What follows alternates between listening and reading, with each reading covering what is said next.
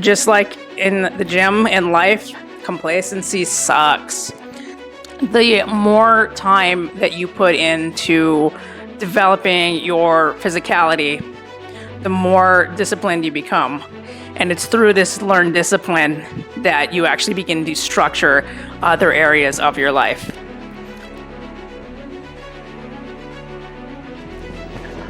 What's up, guys? Coach Sin, Original Sin here.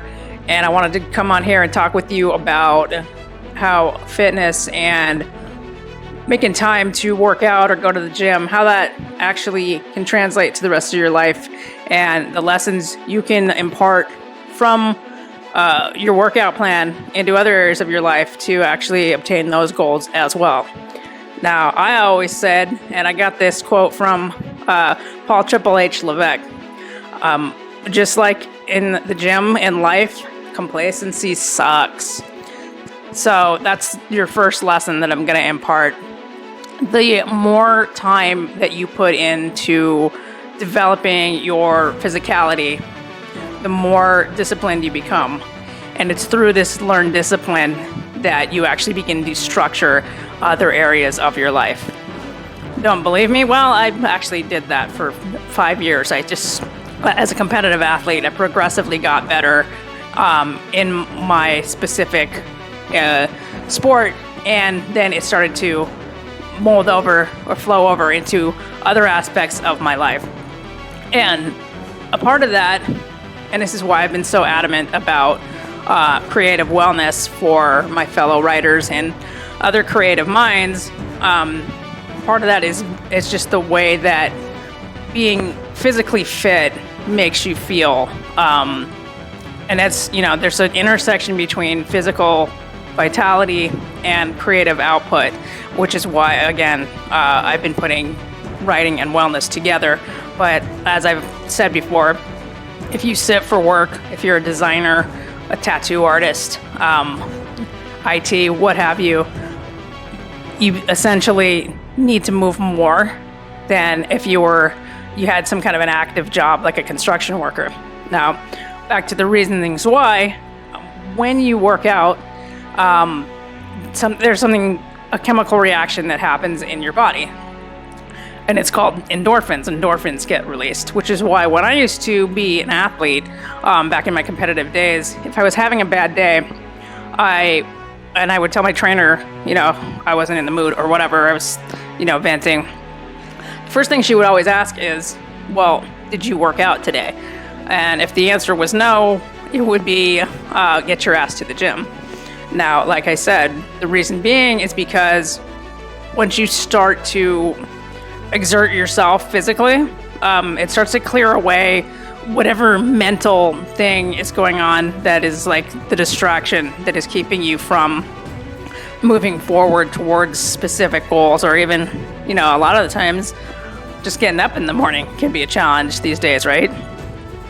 Which is why if you can, working out first thing in the morning would be ideal, because you can, you get your body moving, you get the blood flowing, you clear the mind, you shake off the sleep, and it puts you in, your best foot forward for the rest of the day, because not only have you've already finished your workout, so you don't have to think about that with everything else on your plate, but you're energized, you're thinking clearer, and let's face it, you're going to make better choices throughout the day because you know what you just put into the gym. So, grabbing that donut or bagel from the office is not going to be as appealing because you know what you just put in to burn that off.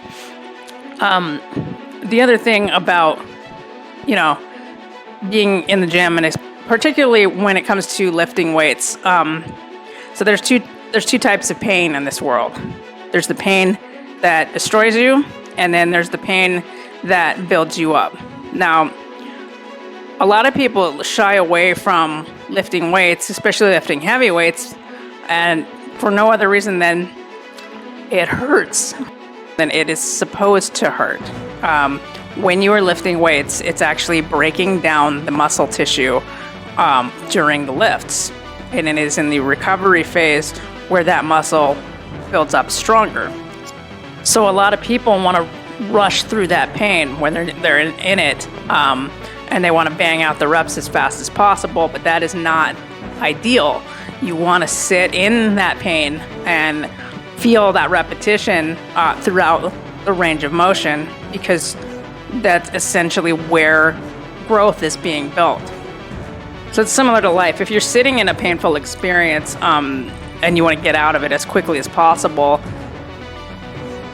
try to reflect instead and sit in it and see the growth that's actually happening. The burn or the pain is actually building you stronger. Just like the burning of the muscle tissue breaking down is actually going to build the muscle tissue back stronger. Whatever challenge and pain that you're going through, let's look at it this way. You've been through things before, right? And then you've come out the other end and you've been stronger for it. Know that the pain that you're feeling now is actually producing growth, and it's making you better. It's making you stronger mentally, physically, emotionally, spiritually. It is certainly not going to break you. You just have to get past that pain and sit with it for a minute. So the choice here is you can either suffer the discipline of the pain now or suffer regret later on because you didn't follow through on sticking to that rep or that challenge that you were facing. How can we impart these lessons from the gym into life? Well, when we're going into the gym to start a new routine, fitness routine, we don't go in there half-assed. We have a plan in mind. We have goals, specific goals that we want to reach. And it is for the day, the week, the month, even years and years, depending on your level of competition. So how does that translate to the rest of your life? Well, you're going to set SMART goals. And you don't have to go that far into the future. You can say, here's what I'm going to do tomorrow. The important part of it is that you follow through with it, that you stay accountable to yourself with these goals. Otherwise, you're just writing stuff down on a calendar or in a notepad or whatever, and you're never checking them off.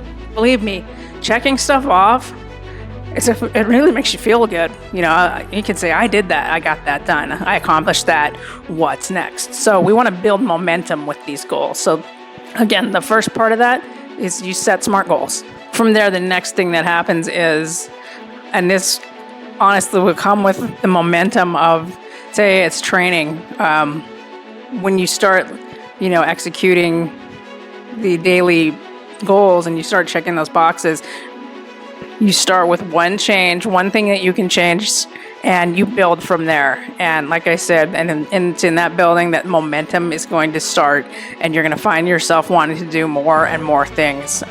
For instance, let's stick with health and wellness, because I'm adamant that you start imparting some of this stuff into your daily life. It's all about small daily actionable tips that you can do to start balancing your work and wellness. So say you want to clean up your nutrition. Well, the one thing that you could start doing is, hey, maybe you're not going to drink soda anymore, or get the candy out of the house. I know that's going to be hard with kids, but again, my coach always said, if it's not in the house, then you're not going to crave it. So you pick one thing daily that you can do to start building more momentum towards attaining that goal. And the third thing you're going to do, and I mentioned this briefly on tip 1, is you are going to hold yourself personally accountable. Now, if you have tried in the past and you've found that you can't hold yourself accountable, you always fall off, well, get somebody else involved. Significant other, a friend, get a coach, and put out into the world exactly what you're trying to accomplish, and then it's out there, and this person that you have confided in with what you want to do, they're going to check in on you, and they're going to be like, hey, how's it going? Have you lost any weight yet? Have you written that book? Have you started that business plan? Whatever the goal is. But again, we're sticking with wellness for right now. So training partners are great, man. Let me tell you, I've been training solo for a couple of years now. Started training with my friend, and we push each other. And it's actually fun. It's motivating. So get an accountability partner or become that one for yourself. Now, how do you become a cheerleader for yourself? Well, you can come up with an alter ego, right? So the alter ego might be who you want to be in the future.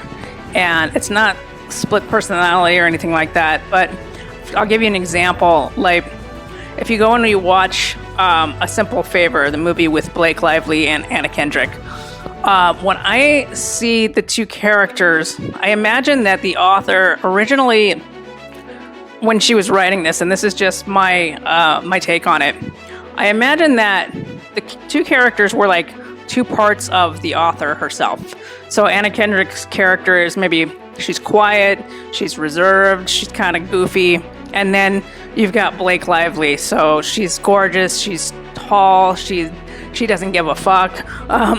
So they're two polar opposites of each other, but I always envisioned that when the author sat down to write this novel, not necessarily in the movie, but the novel, when she was writing it, I always thought in my head these were two parts of her personality, and she was like trying to get them both out on the page. And maybe like the Blake Lively one was a little bit more of who she was inside or who she wanted to be. Not necessarily all of the traits, but just more out there and, you know, looked upon in a certain way.